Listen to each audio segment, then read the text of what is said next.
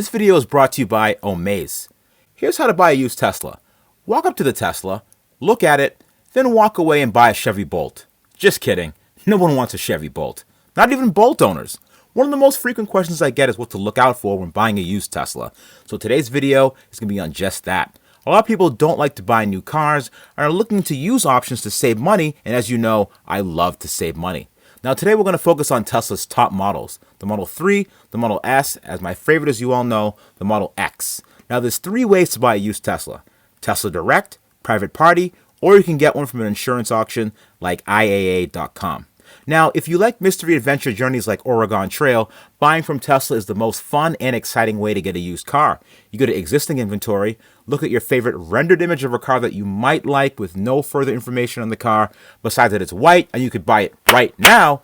Then if you want a minor detail on the car, like, I don't know, what it actually looks like, you simply scroll down to the very last sentence in this row called Request a Callback, click the link, and oops, looks like you died of dysentery. Tesla never called you back, did they? Not only that, but when you do find the car that you want on Tesla's site and you go to ask your husband or wife for approval to buy the car, you refresh the browser and it's gone. That's right. Even though there are no photos online, if it's a good deal, then the car is going to be gone quick. Here's an example. A 2019 P100DL with 825 miles sold for $82,000. No photos online, so you have to request the privilege of seeing the car. It's still sold in an hour. Now, if you don't like Oregon Trail, the next way you'd go is private party. Tesla doesn't have a certified pre-owned program anymore. They just have a used inventory car program. So they just kind of take the cars in, give them a quick wash, make sure there's no homeless people living on the inside, and list the car for sale on their website. Now, taking a page from Tesla's book, this is how Tesla looks over a used car. Here's the checklist of things they go over to make sure the car is ready for sale. This is an actual copy of their 70-point inspection. Now, in order to qualify to be a Tesla used car, it has to have under 100,000 miles, no open recalls, no evidence of structural repairs, and no airbag light on. That is it. But it's very similar to what most inspections look like. Brake lights, brake fluid, reverse lights, etc., etc. Does it have at least one key? Well, I hope so. Does the driver's side door handle work? Cool. Now let's add to this list and do a proper inspection of a used Tesla. Now before we get started on this journey looking over a used car, you'll need three things. An LED flashlight like this one, an extendable mirror, a tire depth gauge, and if you're feeling adventurous, a jack and a hockey puck. Now, a lot of videos talk about looking at panel gaps on Teslas, door misalignment, and paint issues when buying a used Tesla, but the reality is that Teslas come from the factory with these features, so I tend to ignore this. A common thing that comes up is the inner door sill trim wear, and this happens when a thick boy like me gets in and out of the car improperly. The first thing you want to do is check to see if there's any cracks in the roof, because that can be a very expensive repair, and hopefully the seller has cleaned the car so you can see if the roof has flaws. Make sure to look where the edges connect on the S or the X to see if there's any chips taken out of those corners. On a Model 3, pretty much the same thing, it's just two giant panels of glass. Look for any cracks or scratches. More specifically on the Model S, if it's equipped with the glass sunroof, make sure it opens, because a lot of the times they don't actually open. They get stuck commonly, especially if they aren't used frequently, and can make a groaning noise while retracting. So to help simplify the cars and reduce warranty woes, they actually discontinued the sunroof and went to a fixed panoramic roof instead.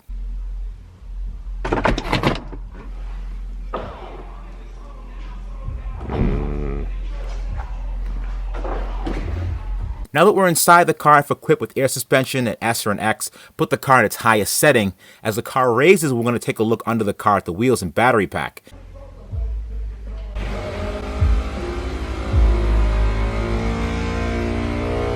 Hear that noise? It should be much quieter than that. That's the brake booster pump and it needs to be replaced. It's an easy swap and the part's only about $150.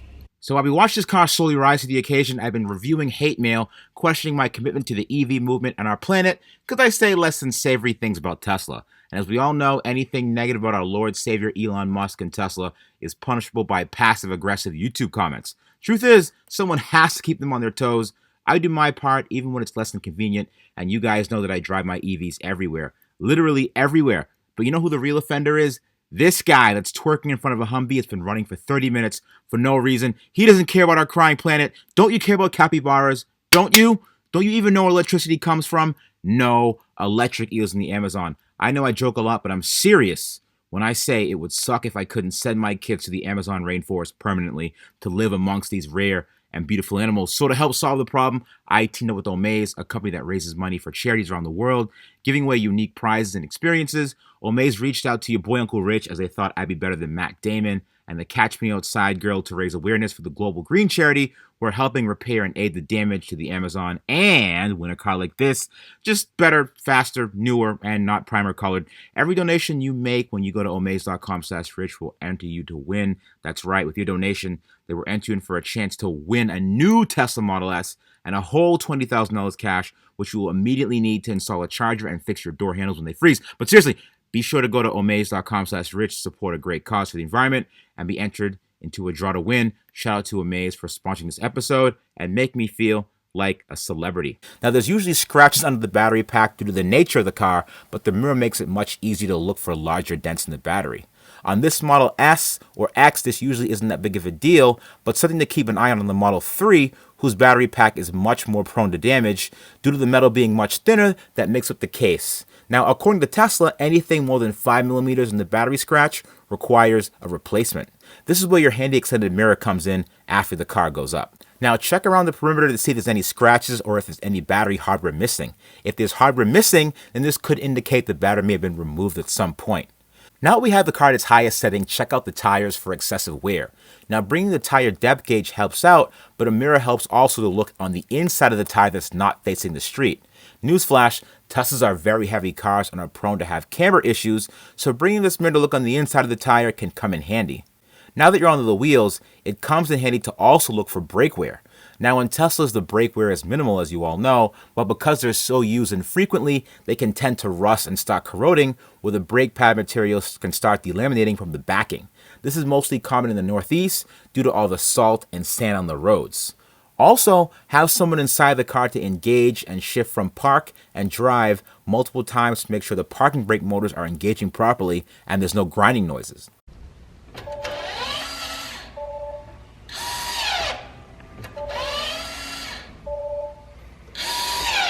The mirror can also be used to check for coolant leaks on a Model X or an S. You'll sometimes see a small puddle of coolant on the ground on the front driver's side of the car, or better yet, a few drops of coolant seeping near the battery. Sometimes the rapid mate connector can leak, causing the issue. The repair, unfortunately, requires dropping the main battery and replacing this connector.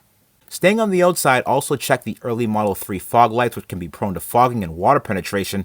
Same thing with the taillights in the Model X. After a wash, there's usually condensation that builds inside the lens. While I've never seen a taillight fail of this yet, it will need to be replaced to avoid future problems. Now moving on to the S taillights, it's the same thing. Look out for taillight fogging, but also open the trunk and check the floor for any evidence of water. On some Model S's, the taillight seats can fail, and when it rains, just a little bit of a water leak problem. Now, going to the front of the car, turn on the headlights and daytime running lights. Make sure there are no burned out LEDs in the headlights, which are starting to pop up more commonly on the Generation 2 LED headlights, where there'll be a dark spot in the bezel. This requires the entire headlight to be replaced. Now, before we go on the inside of the car, open and shut all doors, including the hatch, to make sure they close confidently and there's no rattles. Now, when opening the hatch, listen for any groaning noises from the actuators, which indicate they need replacement. This is what a bad one sounds like. And this is what a good one sounds like.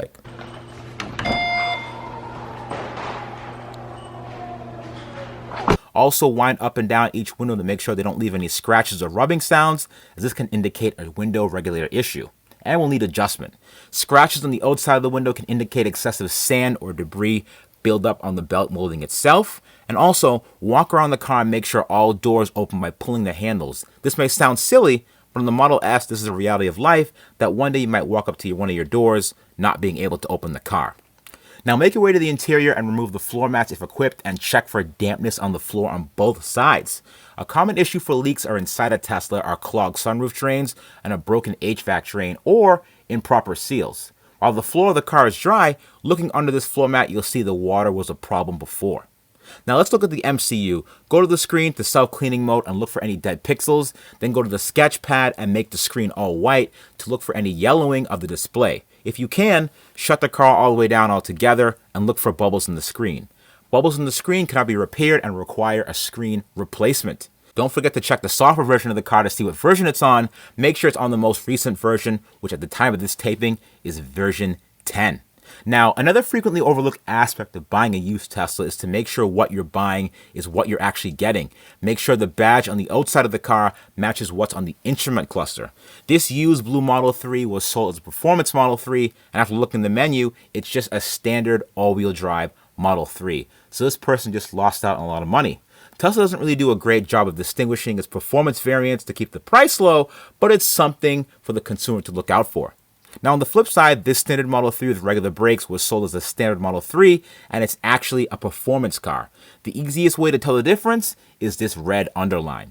Same with the Model S. If you're being sold a P100D, which is on the trunk, this happens. Make sure it doesn't say 75D on the instrument cluster. This small detail can cost you the price of a base Model 3. Now, the absolute best way to buy a used Tesla is to actually drive it. If the seller says it comes with autopilot or full self-driving, please make sure it has those features by testing them. There's been a lot of discussion as of late when it comes to buying a Tesla via third party. Autopilot and full self-driving are options that are tied to the owner and not necessarily the car. So it depends if the original owner paid for the features or not. Tesla reserves the right to remove those features if you do not pay for them. Now, obviously, run a Carfax report and Google the VIN number of the car that you plan on purchasing to look for any accident history. You can also call the Tesla service center with the VIN number to get information on the car. And also, while talking to them, make sure you ask if the car is still under warranty and what that entails. And further questions on autopilot features, there is no room for guesswork here. Now, when you're actually driving the car, accelerate firmly and consistently to hear any noise or vibration in the front end. The Model X and many Model S's are prone to this vibration after a brisk acceleration may indicate that you might need your half shafts and motor mount replaced.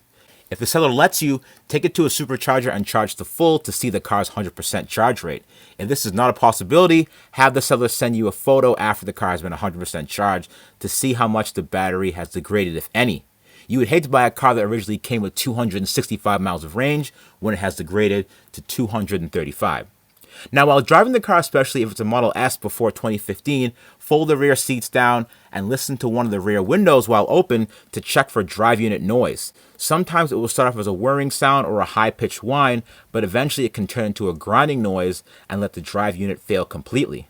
Tesla was replacing these on a massive scale a few years ago, so make sure you ask the previous owner when the last time the drive unit was replaced. If you can get the car on the lift after purchase, there's a date code on the motor itself indicating when it was made. So if you have a 2013 car and a 2015 motor, you're in pretty good shape. Now, the last thing I want to bring up was mileage. Just because the car has low mileage doesn't mean it's a great thing. You have to ask the previous owner what was the status of the battery when the car wasn't being driven. Was it plugged in? How long did it sit? How many cycles? And did it sit at 100% charge for long durations of time? And also, was it left outside? Because as you know, Teslas that are parked outside have their own set of issues, as evidenced in prior videos. Now, I'm pretty tight with a lot of my local Tesla service technicians, and here's a quick list of the most common issues that Teslas are brought into the service department for. Number 1, Model 3 drive unit replacement. Charge ports not releasing on the Model 3 and for some reason being full of water. Model S rattles and squeaks. Occasional rodent issues causing loss of power steering. Model 3 control arm disintegrating. And a body control modules replacement on the Model 3 as well. That being said, everyone always asks which model Tesla I recommend, and my number 1 is always a Model 3. Personally, I don't like the way it looks, and I think it's too small, but the best deal going right now on the Tesla is the 3. Second choice would be a used Model S with AP 2.0 and up. A lot of issues they had in the beginning with the older Model S's have been resolved, and I gotta say, they're pretty solid now. A lot of this stuff, drop us a line at the Electrified Garage, and we can happily do a pre- and post-inspection for you. Send us an email at info@theelectrifiedgarage.com to find out more. But for now, I hope you enjoyed this episode. And once again, shout out to Omaze for sponsoring this video. Go to omaze.com/rich for your chance to see how you can support a great cause and potentially win a great prize. See you soon.